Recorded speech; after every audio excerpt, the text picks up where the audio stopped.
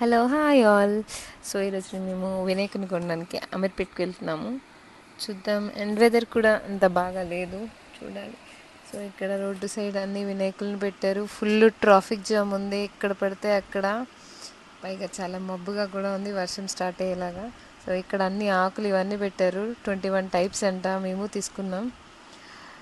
So కొంచెం ముందుకు వెళ్దాం అని అనుకుంటే ఫుల్ ట్రాఫిక్ జామ్.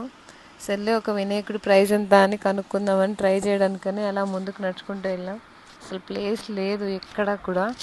చూడండి, చిన్న చిన్న బుజ్జి బుజ్జి గణేషులు ఎంత బాగున్నాయో చూడటానికి. ఈ మట్టి గణేషుడి ప్రైస్ అయితే టూ మచ్ చెప్పారు, 450 అంట.